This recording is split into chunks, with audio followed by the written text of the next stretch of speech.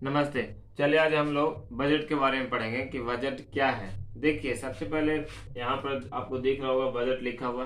Budget का अगर basically अगर मीनिंग पूछा जाए तो बजट का मतलब होता है पैसा। चलिए हम आपको इस तरह से समझाते हैं। मान लिया कि आप दो तीन दोस्त जो हैं किसी रेस्टोरेंट में खाना खाने गए, ठीक है, और आप खाना खा लिए और खाने के बाद दोस्त ही लोग पूछते हैं आपसे कि भाई आपके पास बजट कितना है। यानी कि ये पूछना चाह रहा है वो कि आपके पास पैसा कितना है, क्योंकि जितना पैसा है तभी तो कहते हैं कि भाई मेरे पास बजट कम है। यानी कि पैसा कम रहने की वजह से पैसा पैसा कम रहने की वजह से क्या बोलते हैं, बजट मेरे पास कम है।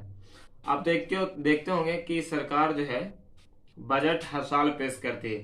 तो क्या होता है, देखिए हमारे संविधान में किसी प्रकार से कहीं पर उल्लेख नहीं किया गया है बजट शब्द का, लेकिन मैं आपको बताता हूं कि फिर भी इसे आर्टिकल 112 के तहत आर्टिकल 112 के अंतर्गत रखा गया है। कौन किसे, बजट को।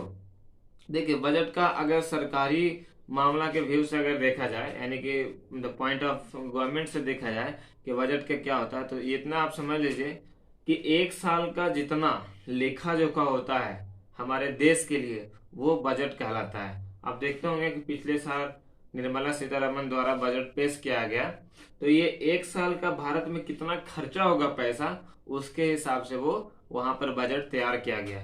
अब आइए देखते हैं कुछ बजट के कुछ पॉइंट हैं, यानी कि कुछ फैक्ट है, उसके बारे में हम लोग देखते हैं।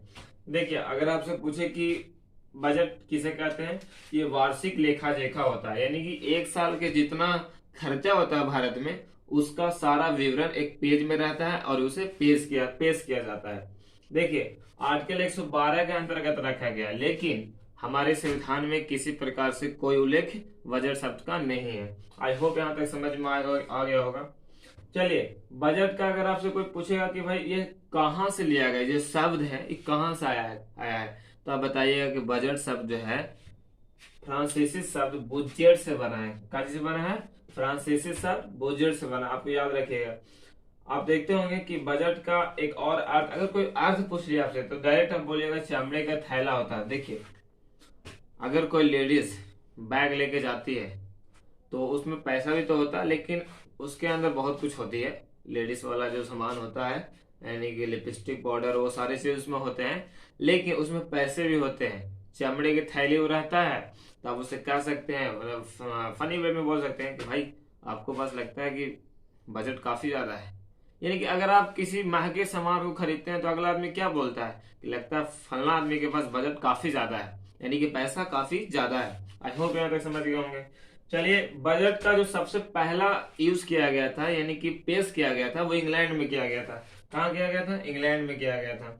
लेकिन भारत में कब किया गया था और किसने किया था, भारत में बजट शब्द का जनक जो है जेम्स विल्सन को कहते हैं। वो इसलिए कि 1860 ईस्वी में उन्होंने पेश किया था बजट शब्द का, और बजट ही पेश किया था भारत में।